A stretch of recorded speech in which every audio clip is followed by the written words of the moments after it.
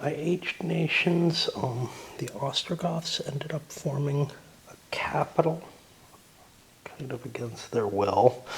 I'm not sure how much they hated it, but they would be gaining more units if they didn't form it. The Burgundians created one willfully. I don't think anybody else did.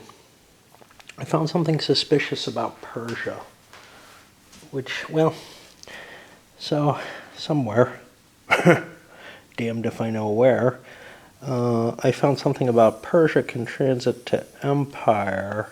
Okay, so aging causes you to transit to empire, but I don't know if that obviates the you need to be 3 areas rule. Somewhere or another, I found something that said something about, can't find shit in this rule book, or any rule book. I'm crappy at rules, but something about Persia transiting to empire if it expands to the east. Now that may be, here it is. The Persians may become an empire if they expand into the east. So I look in the Persian thing, and I see nothing about expanding to the east. So that may be the other, I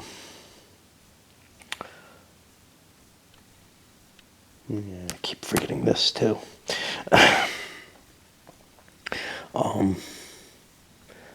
I keep forgetting, okay. Persian Empire extends over these, it gets that, yeah, no. I can't find anything about into the east except that maybe it's part of the expansion and whatever, that they could do better over there and get themselves to an empire. But when it says here, when checking for transition for empire, they get an extra D10 modifier.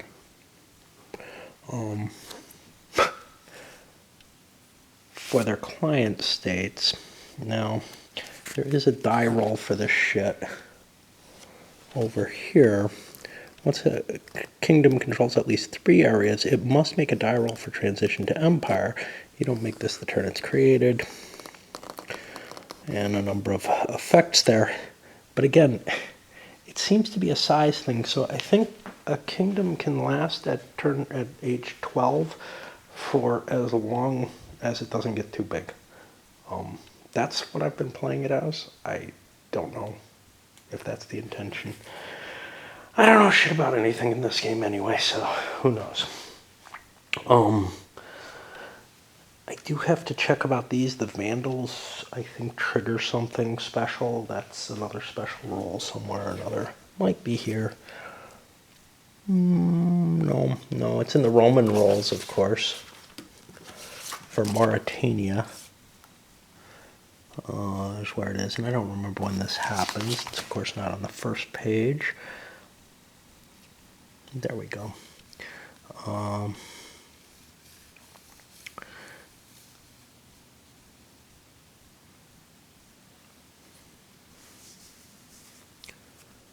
Okay, so let's see. Mauritanian kingdom loyalty. If a barbarian horde is in Africa and the kingdom is a Roman client, this is the case. The horde's activation, there's a chance that it switches over. Of course, this isn't in the Persian player rulebook, nor is there any reference to it there. You just, have to memorize everything every country has to be able to play this game. No matter, if you're not playing solo, you have to do that. Obviously, if you're playing solo, you have to. So in addition to the other new kingdoms, the older new kingdoms, including the Britons, I guess, each get 10 extra bucks. Again, a little rule that's hidden in the transition thing that if you forget and you're not doing a transition this turn, you may easily lose track of. I'm wondering, and I can't imagine that all of this is in the expanded sequence of play, but it may be. At least some of it may be. Let's try to find that. Oh, that's not here? Gosh, where the fuck is it then? Is it in the appendix? It's at the back of something. Oh, geez, I don't think it's there. Gosh, it's such a hard... here it is. Okay. So status of nations, nah, it doesn't give that kind of level of detail on it. So again, you gotta remember your shit. entirely about every single special rule, about every single country in the game. And no matter who you are, pretty much, you have to memorize all this shit. But anyway, I made it through this first set, the status of nations. I did these things. I don't think I have any heresies on the board. Again, you have to remember the entirety of the game state because it's almost impossible to find shit. Now I'm assuming that Rome, but there may be a rule. There's a rule on collapse of Rome. I think that only happens through bankruptcy. Yeah, the collapse of Rome rule doesn't say anything about collapsing, so it tells you the effects of it. It doesn't give you the preconditions. So yeah, I think I'm done with that step. I mean, I screwed up so much last turn that I'm like, oh, let's check everything and see, because obviously we didn't do a good job. But now we go to the reinforcements, which is the thing that I always want to jump to first, because, I don't know, it makes sense. And I got to be careful I can't have the civilized folks build reinforcements. Something I find confusing. Huns are still getting units as though they're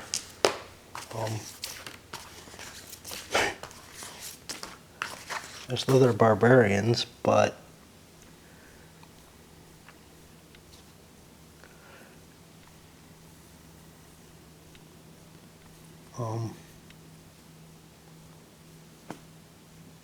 they collapsed by not owning enough areas. So the options are they are either an empire, which is civilized, or they collapse. So the existence of more Hunnic reinforcements, and they do continue. I see them down here. I don't know how long they continue for. They may be eventually covered under this all other nations. But, they keep showing up there. I don't know what the intention is there. Obviously, the rules are in contradiction with each other. Maybe it's in the errata shit, but I can't cope. Like the Huns, the Angles are not mentioned. However, I would assume they're covered with this all other nations stuff. So they got a king. I'm not sure that's right. And they also got forces. And they had to pull out of their area because they are no longer allied with the Saxons, but the Jutes still are. Okay. Whatever. I think the Angles are expected to have died and then come back or something. I don't know. But whatever. We make shit up and try to pretend we understand what is being intended. There are a number of major invasions. The Franks have one with their 2 units. Both of these nations have one. And I think that's it. I hope that's it. And what else? That's our reinforcements. And then we'll get to events. And I have done more than I can cope with. Once again, it doesn't feel like I've done a lot, right? I've looked up a few things, thrown a few pieces on the board, but the truth is just every aspect of this game is just so fucking exhausting to deal with. I don't even know where to start. We've got the Arabs who are going to be raiding. They just showed up. I think that's the only new thing that showed up this turn. And I just want to get away.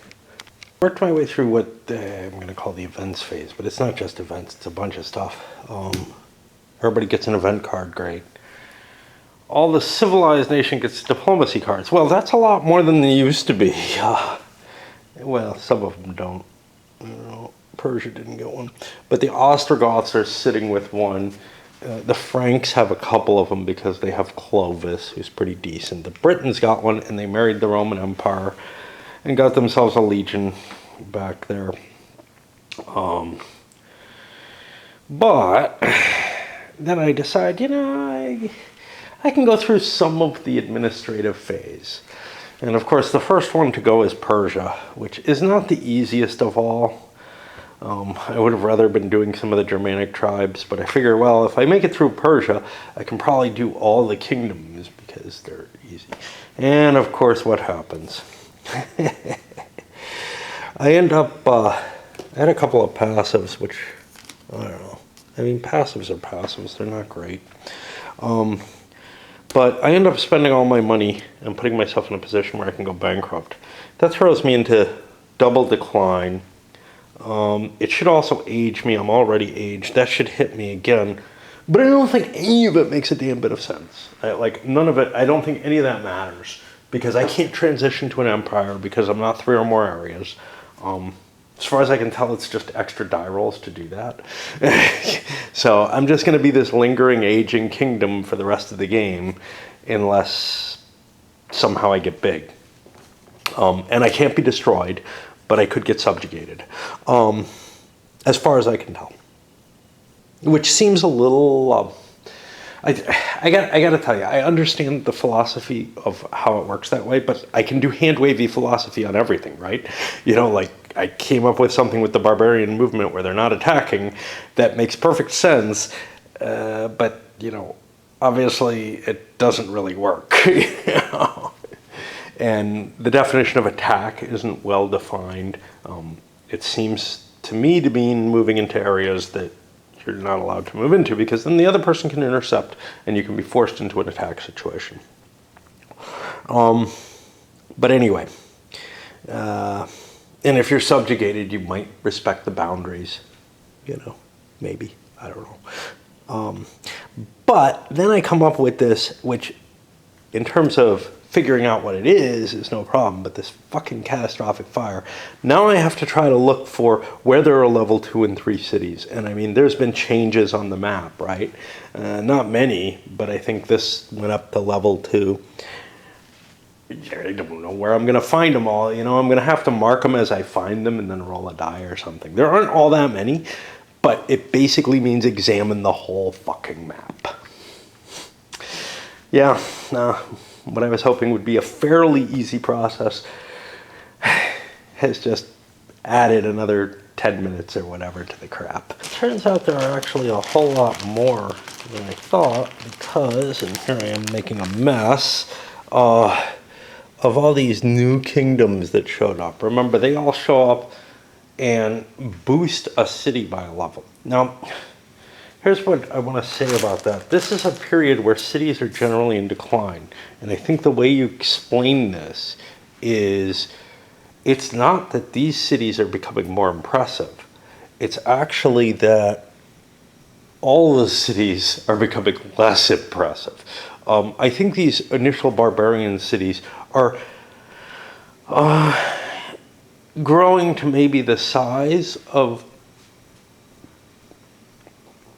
of some of the other, say, Roman cities or civilized cities that existed before. Oh, forgot this one. But rather, instead of saying that they're really level 2 or 3 cities or whatever, what you're seeing is an overall decline in Roman population as well at the same time.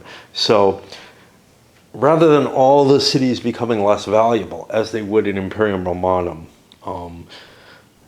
it's a relative thing that's happening here. Let me keep hunting, because obviously I hadn't found them all. I thought I had done a pretty good job. And the net effect was a pillage marker on the Ostergoth city. Whoop, whoop, whoop. Not a very big effect, although it might hurt the Ostergoths quite a bit. And I think that's it. And I think basically this event does very little to the Persians, because, you know, yeah, their income is declined from now on. But I don't think they can get hurt anymore. They're as badly hurt as they can be, unless they can get themselves to 3 areas, and then they'll transition to an empire and probably last the rest of the game as a fairly young empire. Yes, they start at age 3. That's special rules for Persia. But there doesn't seem to be any capability of, you know, any harm happening to a kingdom from aging at the end of the limit, from what I could see. I don't think I finished my thought on that. So, like I said, like I was trying to say, there could be a hand-wavy explanation that's not too bad of, look, it remains. If it's conquered, it becomes a submitted nation that is scoring points and that's just not fully integrated into the controlling nation. That might not work so well if the game were to continue. So this is Invasions Volume 1, which is only taking us 300 years. There's a point at which kingdoms do disintegrate or become integrated. So for example, maybe not in the Dark Ages. I was going to say Burgundy gets absorbed into France and Germany, sort of. But not really, not until after the Carolingian period. I would say, though, that the Gothic areas kind of become something different, you know. The Visigoths definitely last throughout this era. I'm just trying to think if there's any cases where something's just absorbed into another kingdom completely, or just sort of dissolves on its own. And it is hard to find one that you can make an argument that this model doesn't work for. Why it's unsatisfying, though, is it means that there are going to be remnant kingdoms around on the board all game long, and they're going to have players playing them, and they're going to be collecting victory points, and they're going to cause additional overhead throughout the game. And that is one of the problems. Again, it's the let's get away from that kind of nice model that Britannia provides that gives you the broad overview without a whole hell of a lot of extra, without a lot of extra mechanical overhead in play. And this just, like EU does, like Grand Gear, it kind of says, screw gameplay ability, screw all these things, screw trying to make things generic so that they make sense, and can be applied as a model or anything like that. Here's just what's happening. It's just too much. It's too much. Okay. On to the income for the Persians, which, good God, of course means border checking for things. And I think Atropatene is part of Mesopotamia, but all this stuff is part of Persia, and I think I've just lost Persia. I don't remember where Chaldea is. I just looked these up, but, you got to keep looking up because the map doesn't tell you. Well, the map tries to tell you, but it's not good at it. Chaldea may be part of Mesopotamia then. Yeah, Chaldea is part of Mesopotamia, which is hard to judge, but I guess this river has some orange here, so you can intuit that there's probably orange here too. So yeah,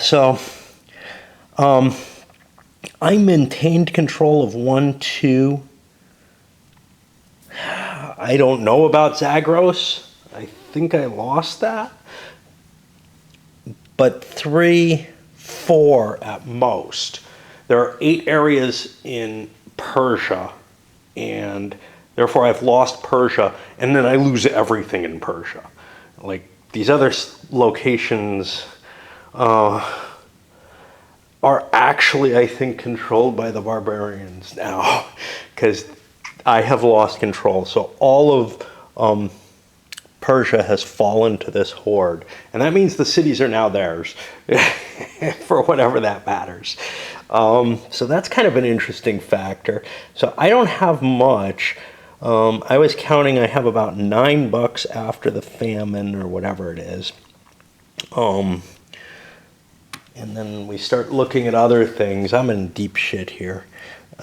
Provinces, counted that. Capital is 5. That brings me to 14. I've got no commerce, I think. No caravans. Ooh, I forgot to loot him. Okay.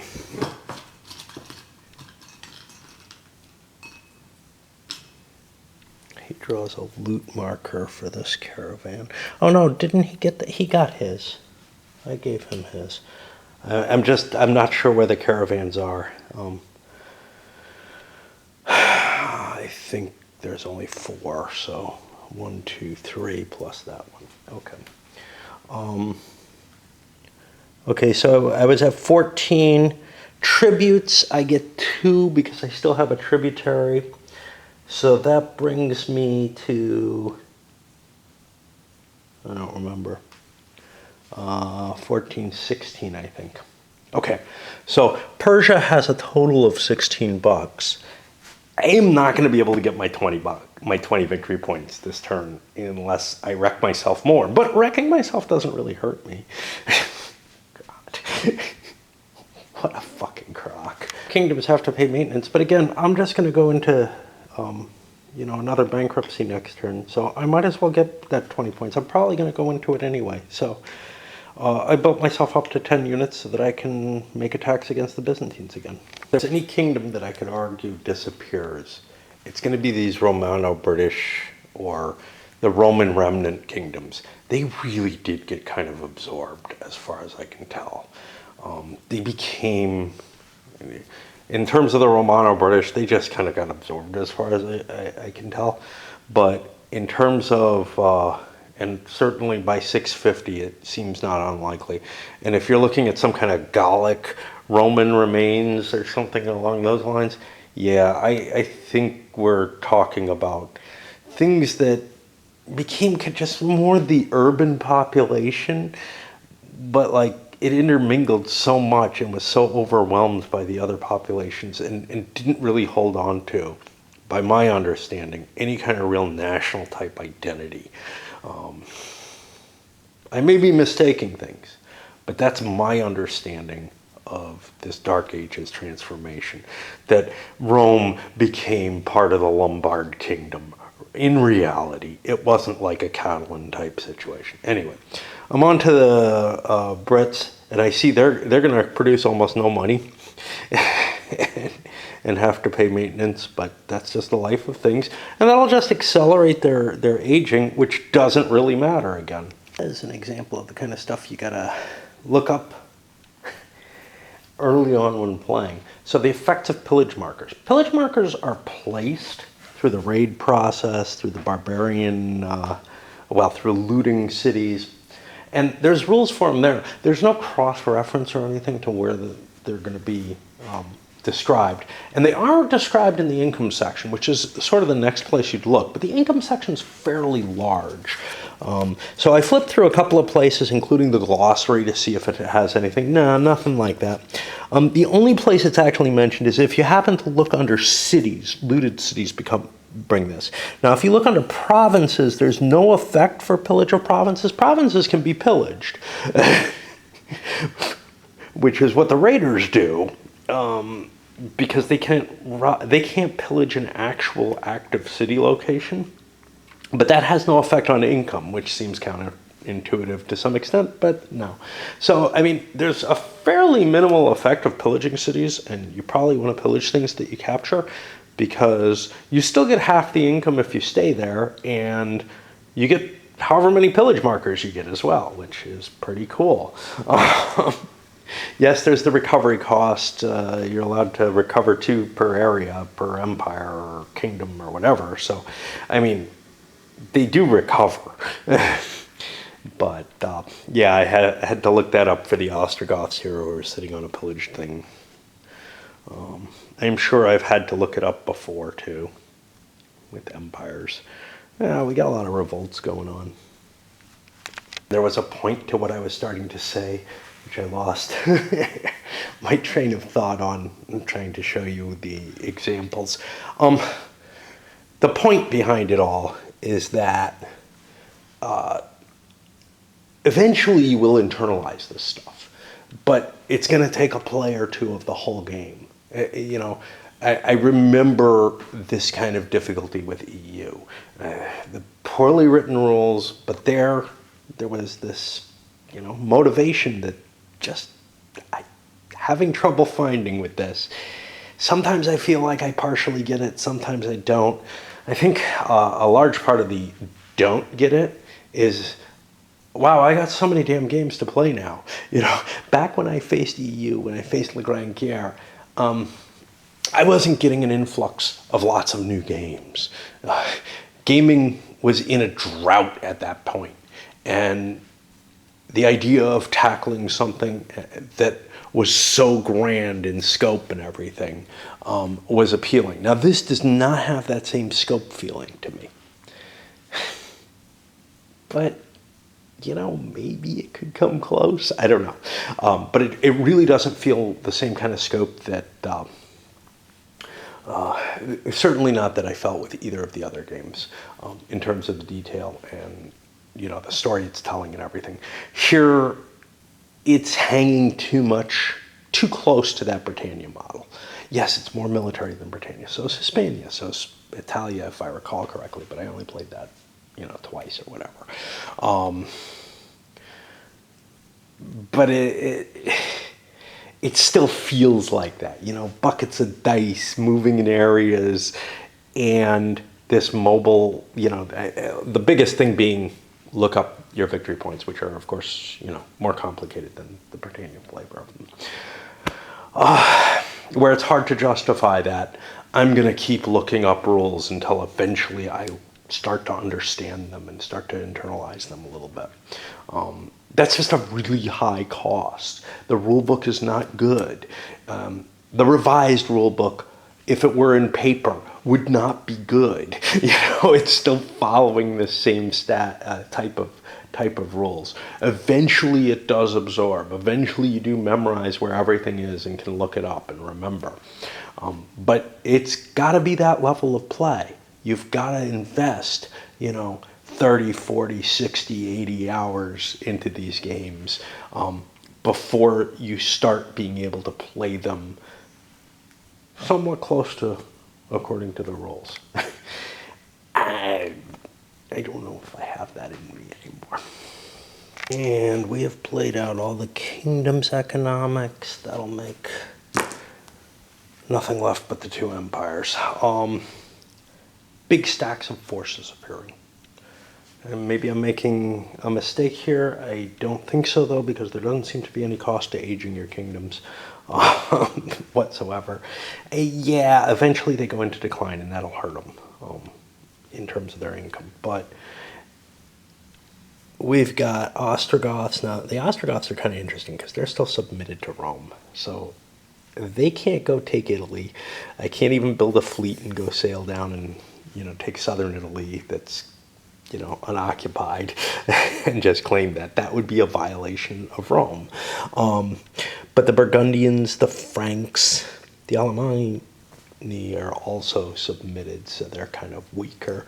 And the Britons have all put big stacks of units down, basically using their, hey, I started as a kingdom to do something. Now, the Britons are not in great shape because they're facing this invasion thing.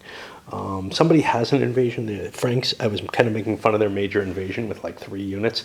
Well, now they have a pretty potent little army, and they can beat up on things like the Suebi and stuff.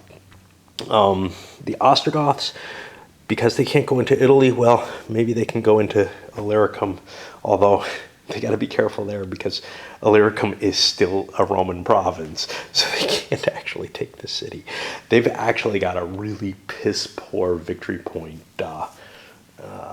profile facing them for this turn. All right, time to give up for a little bit. Thought. The submitted markers, which don't have any national allegiance on them or anything, they are not sufficient. Now, I've been able to kind of cope. Hey, I use something else because they're submitted to Rome, great. And the few nations that are submitted to someone other than Rome, and I think that may be no one right now, I can kind of remember write down or whatever. But we're getting to the point where I think we're going to start seeing a lot of intermingling of submissions and stuff, where it's not going to be clear. So like if the Suebi are submitted and it's not to Rome, where I've pulled out extra counters for anyway, I am going to have to come up with some kind of marker, you know, that's not provided in the game. The counters that say you're submitted are not sufficient. First of all, there's not enough of them. But this whole concept that like kingdoms don't disappear, they just get kind of semi-absorbed into some other kingdom or empire, that kind of requires that you have a bigger counter mix than the game provides in order to properly flag who owns what. And we'll figure that out. But again, the components aren't sufficient to handle that. If I'm misreading the game, if kingdoms don't submit, or they get destroyed more often than they submit or whatever, then I don't know, then it's the rules that are insufficient, or me, or whatever. But anyway. And another thing, the Roman penalty to their treasury, and I don't think this applies to anyone except Roman Empire. It may apply to the Byzantines. I have to look. But because it's called out as a special rule in their book, I'm assuming it's that. That halves their money. Yeah, I haven't been doing that either. So again, I've been cheating for the red player, who seems to generate a lot of points anyway, but that may be skewed. As I start trying to calculate the income, I'm getting somewhere with it. I don't know where. I'm doing it manually, and but in particular, the subjugated nations, they don't give you their cities value, or their provinces, but you wouldn't get their province, but you do get their subjugation money and whatever. And it's just like, I feel like every time I calculate, it's going to be kind of a random number, When I was doing the changelog, I was probably getting it closer to right, but at this point, I can't do that anymore. It's too far. It's too far gone. There's like no problem. Like last turn, I think I was giving them $2 per province for the most part, because they owned the province. They owned all the cities in the provinces and everything. Well, that's not really the case anymore. Like this, they own all the cities in the province, but they don't have total control of the province. I had to look that up. I'm like, oh gosh. Any province of the area, any provinces that they don't have in the area take away total control. So I've been probably overfunding the Romans, which again gives them more troops, because I stopped or something. So I counted up something and came to 26. I think that was the cities plus something else, the provinces. I've got 10 more on there. That's probably, that was the commerce value, I think. I don't know if I added the empire, the capital value in. And so now I have to recalculate again. And, it took a good 10 minutes to figure out what I had. And now I got to do it again. It's like if EU didn't maintain all kind of, spreadsheets that you could keep track of your economy on. And again, this changes too much for spreadsheets to work. And you had to count everything from the beginning every single turn. That would be a nightmare, and nobody would play the game. This is a nightmare. It's not quite as bad as that would be, but I can't imagine anybody playing this who's at all sane. Guys, when I did the economies for the subjugated nations, I forgot to pay their tribute. It was all payable. It's not like it bankrupted anyone. If it had, I would have had to go back and not build a unit or something. But again, now my planning that had me above 5 for some of these nations is not the case anymore. So they're likely to go bankrupt. Probably not that big a deal. The Ostergoths are the only ones that I kind of planned. Well, the Alemanni were better off too. That I kind of planned to keep in play. Well, not in play, but that I kind of planned not to go bankrupt. Speaking of the Alemanni, I hadn't even noticed they were subjugated because I have units on top of them, so, I missed that. Again, crowded map, hard to tell what the fuck's going on. All the issues I want to reiterate about this is not a playable game for people. And then I had to paw through all my Roman units to see if there were any elites, and this is a standard part of it, that could be upgraded. There were none. Basically, my build limits, still 1 unit per turn until turn 9, I think, mean that there was nothing I could build. I've got all my auxiliaries on the board, so all I've got really are limites types units. I built one over in Africa, and because I had excess money, I built some walls there. And that still leaves me with quite a pile of cash for next turn. So I'm in good shape overall. Granted, some of my prior purchases may have made that good shape better. One thing I haven't been doing is building boats. They could give me a lot more flexible mobility. But, you know, I've got mobility where I really need it right now. And you don't see Rome expanding anytime in the near future. So we'll move that on to the Byzantines, and we did enough for this little bit. Right. I had to remember to remove Hunnish auxiliary units because the Huns are gone now.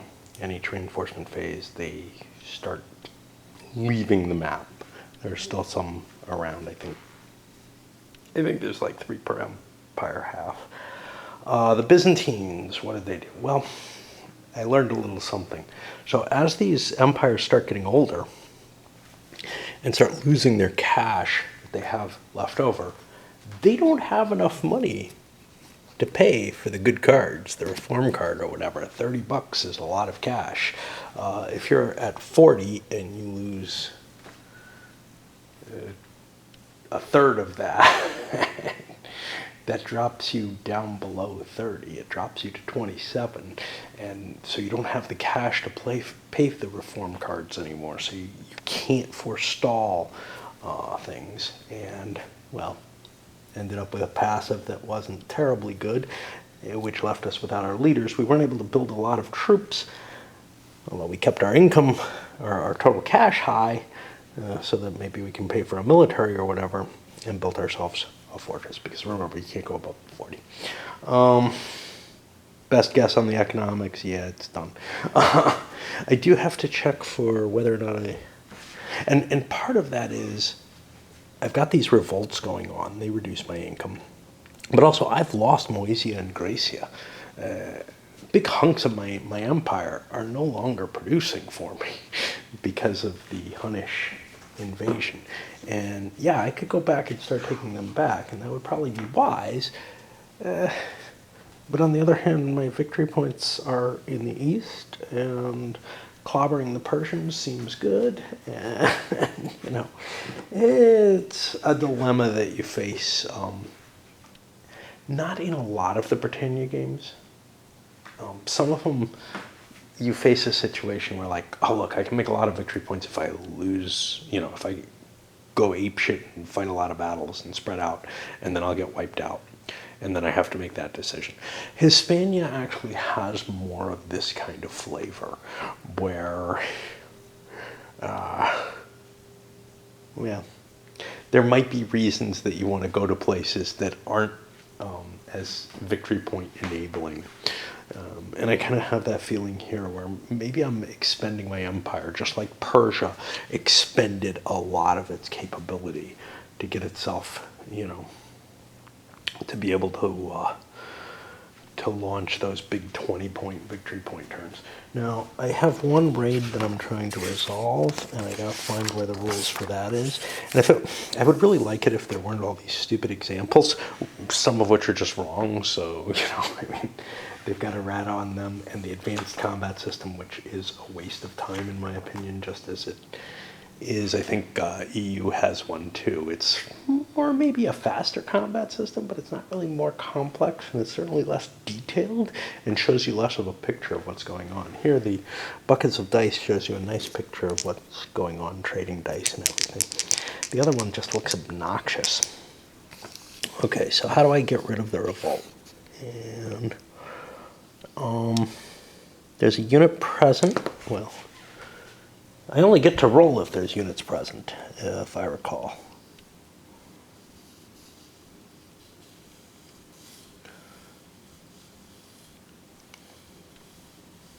Yeah. Okay. So I've only got one unit there. And so that's +1. There is not a heresy, but they are different religions, if I recall correctly. So that evens out. And I don't have a leader. And I fail, and the unit dies. And that's the thing, there's not much of a chance of succeeding in getting these under control, which is why they're kind of a problem. The empire is falling apart, even if it's not collapsing. All right, that gets us. And I'm just not worrying too much about the points. If they come out totally different or whatever, I'm no longer doing the change log, and if my points are way off, I don't know. You know. Let me make sure that no other revolts existed that could have been dealt with, like, because I know that there are other kingdoms and stuff now. So that's going to put us to the military phase. We've taken care of the raids, so then the question becomes, who is the first person to go? And that is going to be either the Britons or Persians. It will be the Persians. That can't be right. It'll be a barbarian. It'll be either the Alani or Visigoths. It'll be the Visigoths up here who have to go first. And Rome didn't collapse yet again, so we're kind of hemmed in and probably can't do shit. The only exception I can think of is if, like, a Fitus could be offered. But why does Rome want to do that, you know? Oh, I don't know what I did so far. The Visigoths and the Alani. The Alani, basically, same as before. There's nothing they can do. They could go attack the Franks and weaken themselves. They're not able to get any victory points, and they might hurt the Franks, but they're going to hurt themselves more. You know, so it's like, screw that. There's no one else they could reasonably attack unless they head east. They want to get to Hispania, but no. The Visigoths hemmed in. So that put us to the Vandals. Now, the Vandals had nothing too exciting on paper, but they got the Mauritanian submission, and they took the first city, and I was rolling pretty well. Did some pillages and orgies, got myself a whole bunch of chits for it. Two of them, I think, had events on them. One of the events I ended up using, and I think I only got one event, but I got some serious cash here, and pushed my way through the Roman forces. One of the event shits allowed me to take a second campaign, and one of them allowed me to cancel out the walls of a city. Africa looked like a great thing to take, so combining them, I went for it.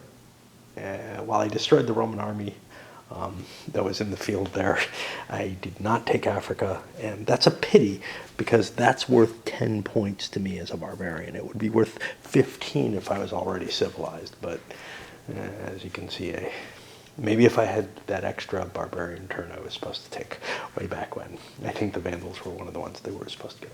Anyway, kind of pleased to see the Romans being chased out of another area. That makes it more likely for them to collapse due to monetary issues. What is turn 6? I'm just curious about what year we're on here. Clearly, Rome should have been pillaged already, but I don't think it should have fallen yet, but this is probably about the time when it should. Because after the Roman pillage, it does survive a little longer, which may have been turn 4. Maybe it should have fallen last turn or this turn. I'm not sure what you'd want to call the fall of Rome anyway. Something tells me it's somewhere before 500. But I don't remember my numbers very well. So anyway, Western Rome is lasting longer than it should. It appears. It's possible some event chit could send it over the edge. I have a screwed up thing. Someone like the Swebi, who also are passing like the Alani, because they can't make their way through Rome, who has them subjugated, might as well just stay here. They want to get to Hispania as well, and they have no real way to get there.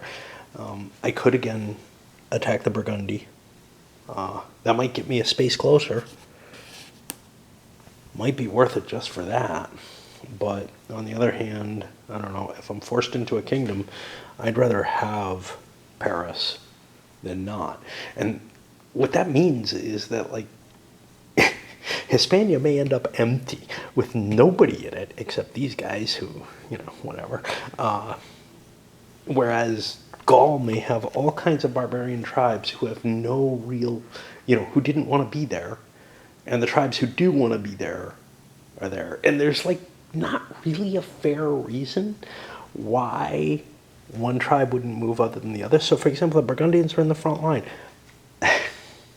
Why would they settle in Burgundy? They have no particular desire to be there from any sociological, point of view or anything like that. And that kind of bothers me. And that's always bothered me in the Britannia style games. However, in those games, there usually aren't reasons you can't get to where you want to get completely. Usually you can get there. Here with this whole, hey, let's move through the things, and oh my God, we're all subjugated and we're all allies of Rome now and we can't fight each other. That kind of thing doesn't happen in those games. So you don't see this kind of a historical, movement of the people. But on the other hand, I feel like the reasons that the people are moving have nothing to do with, yeah, I heard Burgundy's a nice place. That's where I'm going to head. Well, what about you? Yeah, I'm going to go to Spain because, I don't know, our German tribe is just better suited to a Mediterranean climate than a forest land one. What the fuck? Mind that kind of silliness to drive localization that's historical in the Britannia style games. I really don't. It's like the game is such an abstraction. I actually had a friend who liked Britannia a fair amount, hated History of the World, which I feel is sort of a Britannia style game too. However, History of the World doesn't lock you to physical locations. It gives you points for equally weird reasons. Like, your color dominates certain continents and such not. And the choices for why you want to be in a certain area and why you don't, they don't tend to generate historical results. And he hated that. And part of it was, if it wasn't called History of the World, if it was called, like, Migrating Peoples or something like that, he probably would have been fine. But the fact that it had the word history in it, and Britannia didn't, and Britannia was more historical, I don't know. I can't explain somebody else's crazy justifications, but I have enough trouble with my own. But yeah, I mean, I don't mind either of those solutions, to tell you the truth. They both feel abstract and pleasing. This feels like it's got that kind of abstract kind of, driving force to it. And honestly, I feel equally bothered by things in Europa Universalis, but it gives such a detailed view that, and I'm going to tell you, I mean, yeah, there are things in Europa Universalis that drive one player to go to particular places. So, like the British, they want to be on the coast of North America. Unlike Conquistador, they are driven by a Britannia-style set of victory conditions that say, go do this. Now, there's reasons you could argue for some of that, but most of it feels more like kind of just the luck of the draw and who gets where first. And if nobody settles in Central and South America, those are reasonable places to choose. Anyway, and I was trying to skim through the barbarians kind of quickly, but I gotta chatter where I gotta chatter. The Heruli up next, big pile of forces, major invasion, and it's gonna be bloody hard. So last turn, they had subjugated the Ostergoths and weakened them significantly. Then the Romans took them back. It's like, great. But they're like a fucking butt plug sitting in my way in Venice. Sure, I can cut across Raetia.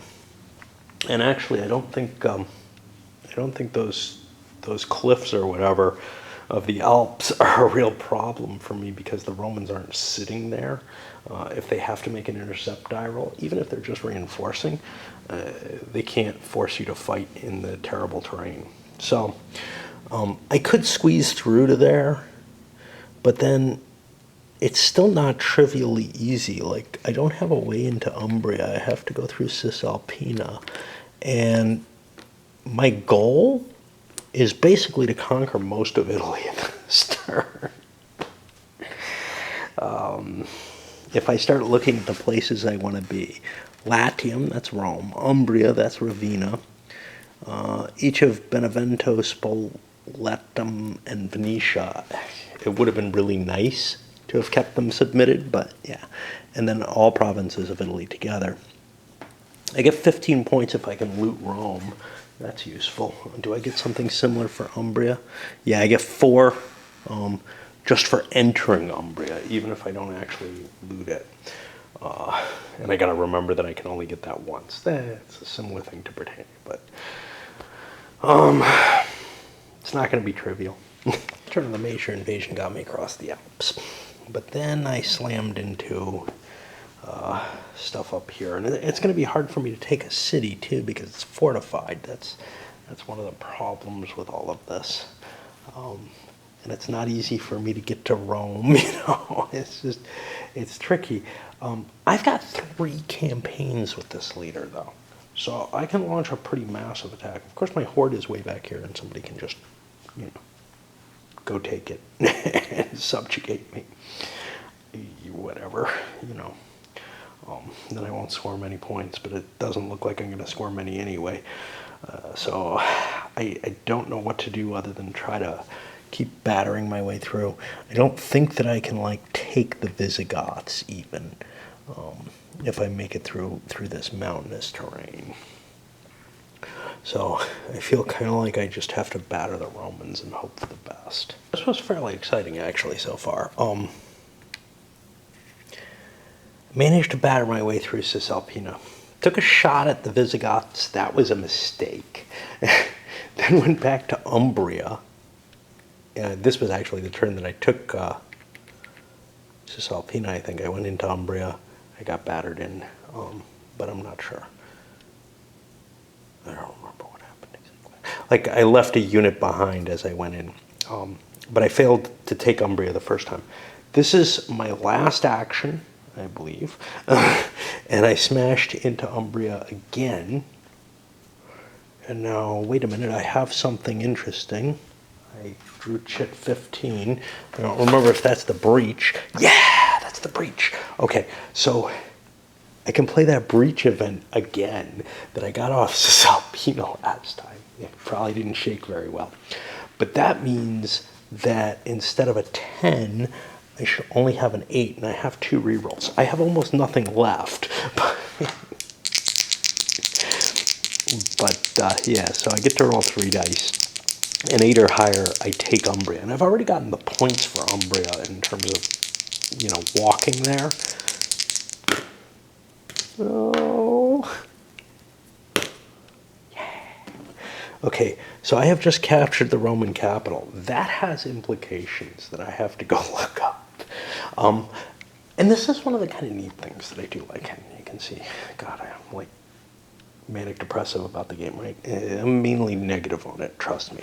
But I don't think the Heruli were a major factor. Like, I know their name, they showed up, they probably tried to get into Italy, but I don't think they gained the kind of things that they're listed as trying to gain. So that's one of the factors that comes into this is some of these were failed barbarian invasions, or ones that were kind of absorbed into others and didn't really do much, because of course it's impossible to destroy anyone. So they probably got subjugated to the Ostrogoths, or to the Visigoths, Ostrogoths, or something along those lines, and included in their invasions, and maybe settled in certain areas of Italy, and whatever. But now they're kind of the more healthy of the two. But now I gotta look up what the impact of taking the Roman capital is, and that can't be good. The biggie here is Rome loses all of its allies, clients, and vassals, and it may lose federales. It doesn't have any, so I'm not really worried about that. There would be a possible submission if this was a kingdom. So we have freed everyone. That does me much good, because my own ally, the Alani here, have already gone.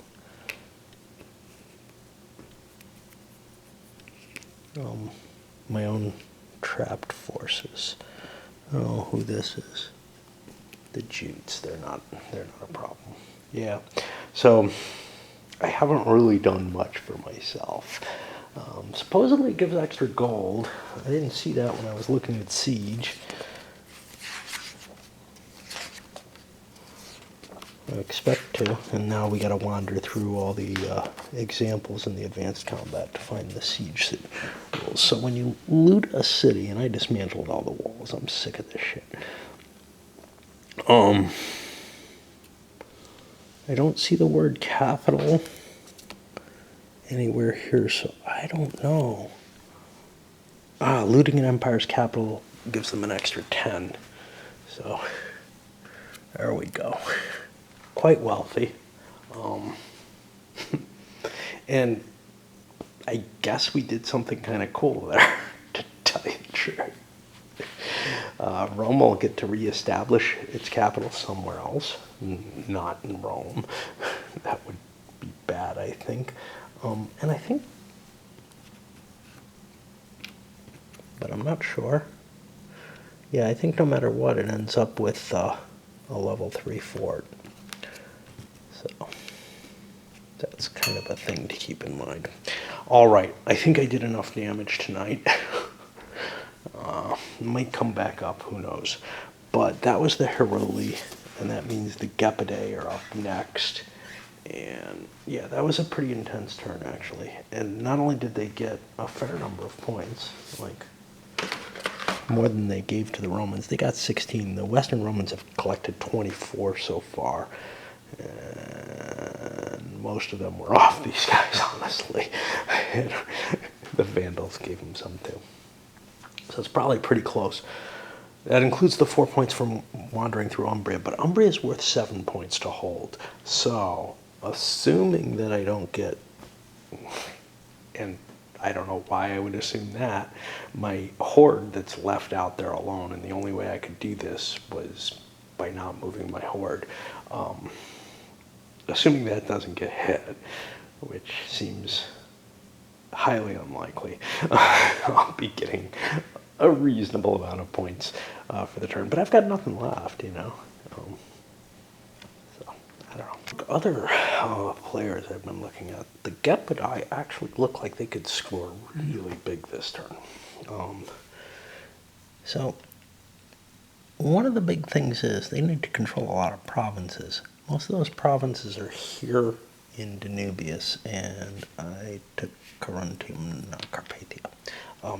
Basically, they can capture all of them. And I had to look up barbarians. In the current situation, I will have this if I submit these guys. I have a major invasion and a leader with a couple of campaigns to do this with, so this should not be a big problem. I don't get the points immediately, though, so I gotta worry about neighbors who could cause problems. The Ostergoths are definitely a possibility and probably too big to submit, although overstacked there. The Byzantines could conceivably knock me as well. And I'm not quite sure of the way of handling that. But yeah, if I take this horde and submit it, then the only hordes that are present are ones that are that are aligned with me. And a horde is enough for me to get control of Danubia in and of itself. Now, what about other stuff I wanted? Why did I know why I wanted Pannonia. Not sure where Pannonia is. I mean, it's right here. But I think it's part of Illyricum. So I want to make sure to keep that, and I have it already. Why did I care about other things in Illyricum? Yeah, that's a good question.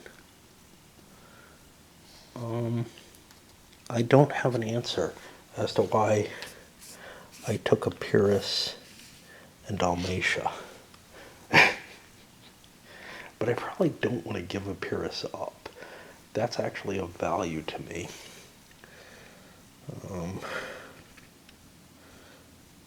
And I think the Romans actually lost Illyricum this turn somehow, or earlier, and I probably gave them points for it. But it doesn't look like they have it, because I think there are only 2 cities in it, and I didn't realize that they had lost one. Which means then, because they don't have troops here, they lost the other one as well. I'm not going to worry about that. But anyway, that's what the Gepidai are going to go for. I kind of crapped out in the first turn of the invasion combat, same as the Heruli did. Sorry, over here. We managed to get our goals, and in fact, took both Illyria and we actually own Illyria now. And do we own Moesia? No, because of this. That's still part of Moesia until Sarmatia gets something. Again, that's an errata thing. Map problem that there's no way for me to solve. Yeah.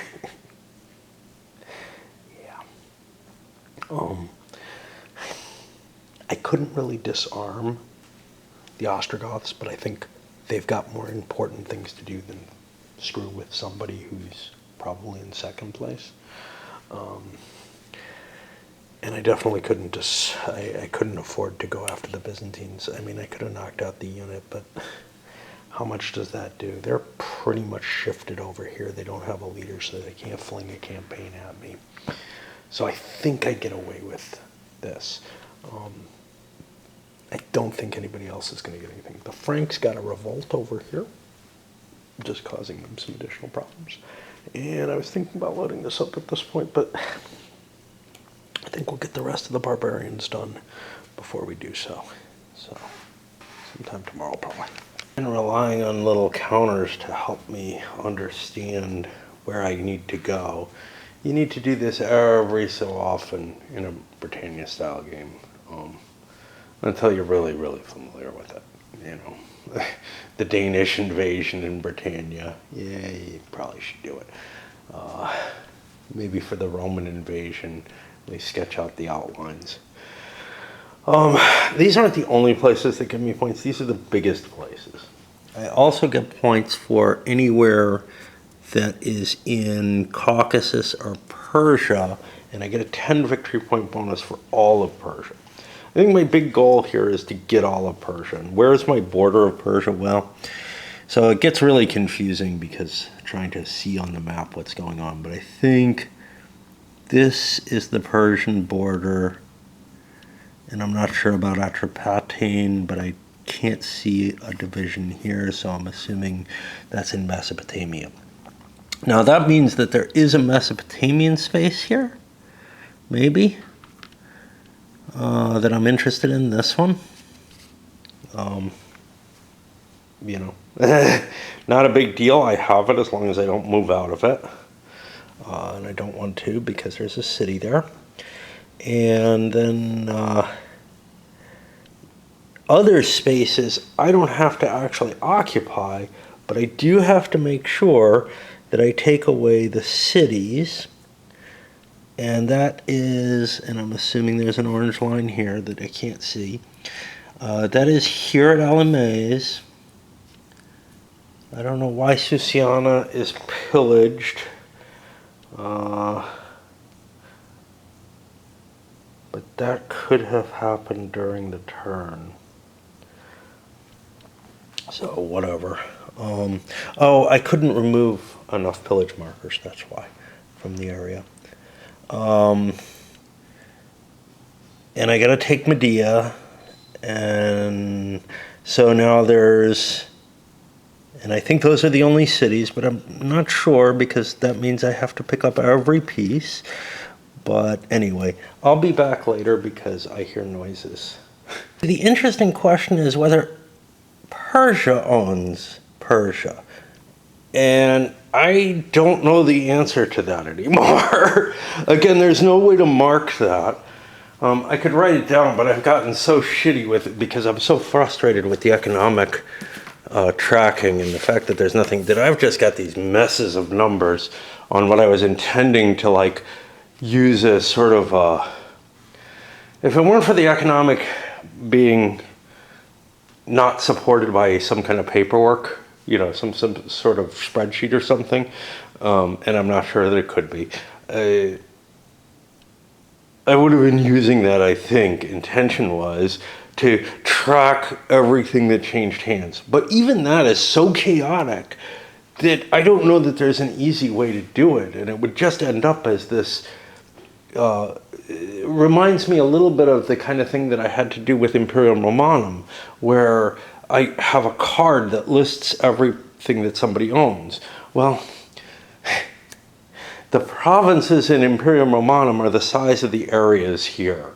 I could mark down who owns an area, but I can't mark down who owns each province. That's on the lines of marking down who owns each hex, which is pretty fucking obvious in Imperium Romanum. It is not here. The location. So, looking again, I don't fucking know. Like, I thought maybe this was part of that and something had been disrupted. But now I'm beginning to think that this city probably was taken from the Persians. I don't know why no one's there anymore. This city, except that I needed forces or something. And this city, so there are 3 cities total, I think, here. And I'm not sure these 2 were ever taken from the Persians, but I don't think the Persians got points for them. I don't know. Let's look at what I got scratched down in chicken scratch for the Persians. They had quite a bit of money. So maybe I gave it to them, maybe I didn't. I have no fucking clue.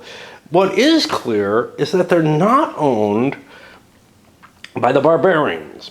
But it's absolutely important to know whether or not the Persians own them.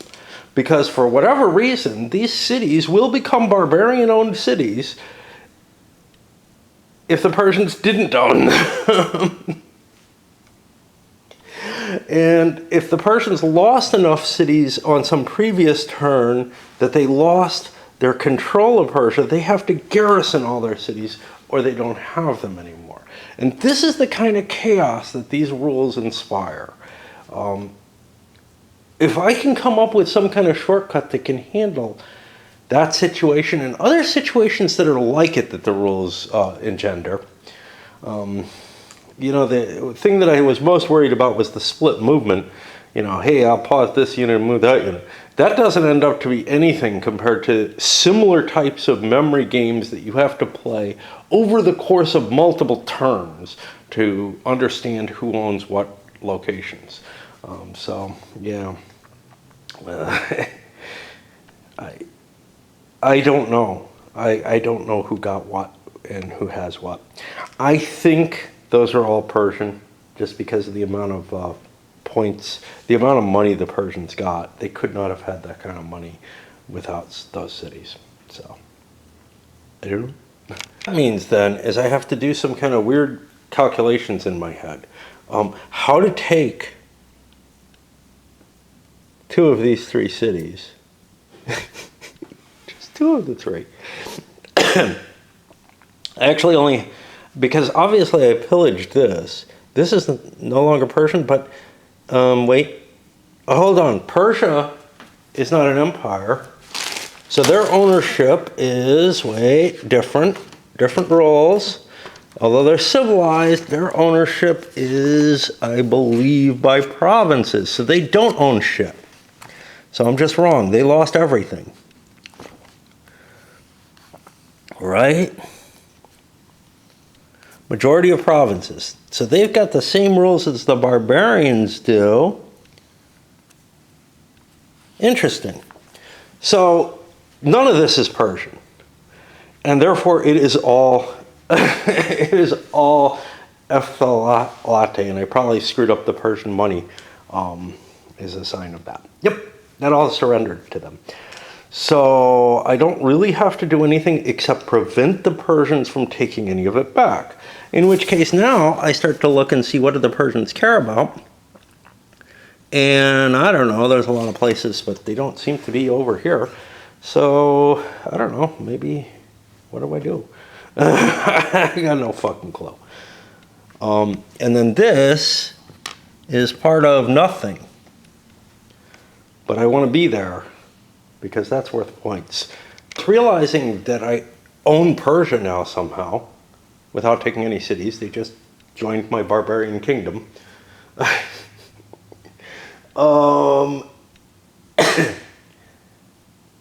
Now there's sort of the, hey, maybe I could optimize and maybe I could get the Caucasus.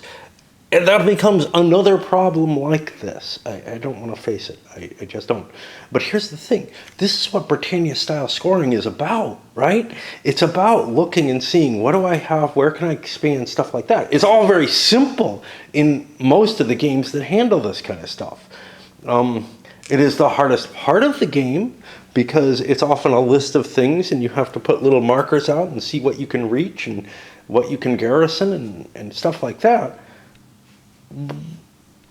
But this, like Hispania, has interception rules, has all kind of crap where you're not just fortifying an area and saying, okay, let's go on and deal with this. It's focusing a lot on the military, and when you start getting to area movement, interception, military type games, that's where the conflicts and troubles start incorporating. And you see this with some of the CDGs because they're reliance on point-to-point map for whatever reason. But you also get it in your Europa Universalis, your Empires in Arms, where there's got to be a fair amount of special rules to handle stuff that the hex grid kind of does a good job of representing. You know, by abstracting away the hex by hex movement, which is itself an abstraction, of course, you have to add a series of complexities that often make the game more difficult to deal with and remember how it works. Now, and this is where the CDGs really start kicking in with the, oh Jesus, this one's different from all the rest, is how they handle the movement, the interception, and stuff like that as they try to get to be better and better military simulations. And here you have the same situation. Let's take the Britannia type model and try to make a military simulation out of it. And it's like, that was a bad idea to begin with. That's what I have to say about it. Anyway, what it does to me is it demoralizes me. I don't want to do this. But if I were playing the game to win, I need to do that, you know? Of course, part of me says, screw it, the victory conditions don't matter. That's the less important thing. The more important thing is, there's also a consideration. Persia goes after me. They could fuck up my victory points if I don't keep somebody down there to garrison that area. Movement, I have to be kind of careful. The Horde doesn't give me any bonus here. But like right now, I would lose the area because I only am sitting in 3 provinces. You know, movement simultaneous, so that's okay, I can fix that. But I've got to make sure that I'm holding at least the majority of them, which I think is 5. I think there's 8. Who knows? And now, because I can't count on the map, and I tried, but I came up with 8. However, it's easier to look on here, just to be sure. And here they say 1, 2, 3, 4, 5, 6, 7, 8. So I counted right on the map. I probably picked the right places. Great. So that means I need 5 areas. This doesn't count. So I've got 3, so I've got to dispatch a couple more. And I want to go into here. I've got to do this on every step of the movement, because if I ever am not holding the right number of places, again, this movement is simultaneous, so I can get away with it, I will lose control of the area. To be honest, I'm not sure I was sitting on 5 of them before this started, but fuck it. I could grab 5 of them temporarily.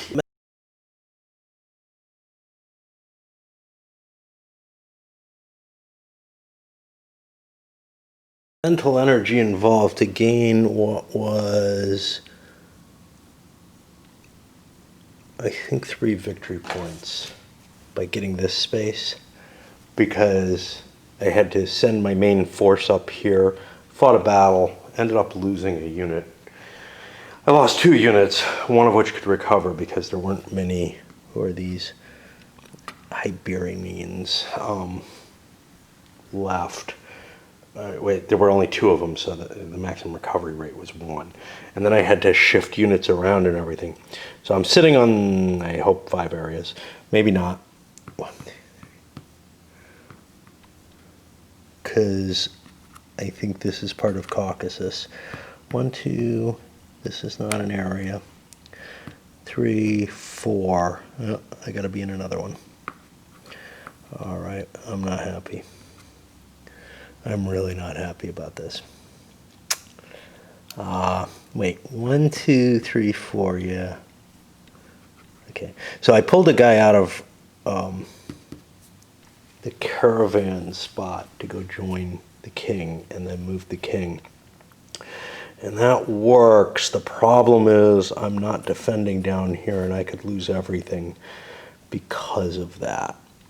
So I think after I move here, then I move this there. This is how it works. And then I keep moving him and I cover that space. This gives me a better range in terms of things that are important for me to defend, in case the Persians come my way. I don't think they will. They need their 20 points, right? Okay, so the expenditure mentally to do what was really a pretty fucking minor achievement, you know, this isn't like some kind of massive attack on Persia or something like that to try to take a huge area. This was to try to keep control of an area that I already somehow had accidentally blundered into control of. I think. I don't know. In order to do that and to gain 1 extra space, I basically spent all the effort that I have right now. Now, this should have been a tiny little thing, right?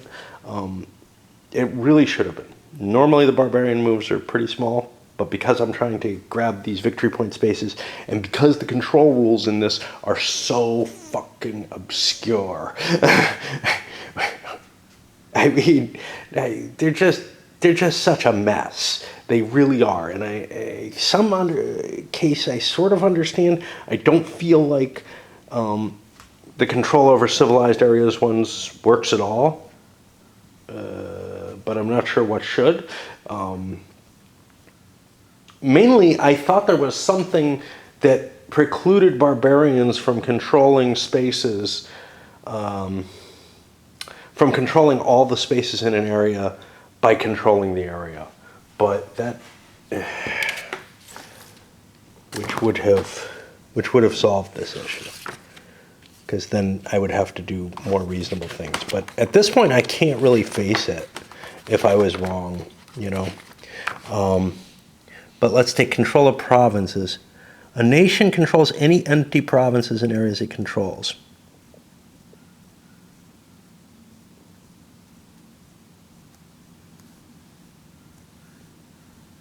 Thus, area control prevents any military presence in the area. So I thought this was limited to civilized nations.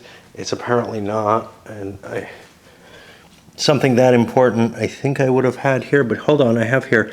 Civilized don't lose control. Oh, yeah. So that was the key issue, was as long as control wasn't broken, a civilized area doesn't lose control. And that was the key question. Then with the Persians, did I break control? I don't want to deal.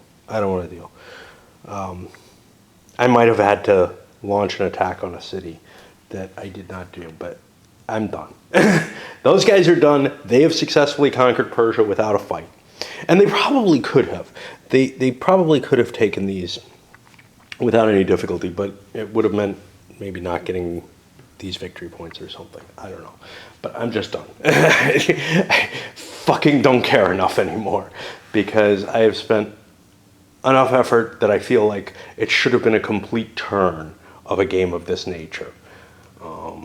And for this game, if it wasn't a victory point turn where I'm trying to do all this stuff, it certainly could have been like maybe several players in a military turn, in the regular action turns, instead of just one person trying to see if they have control over shit.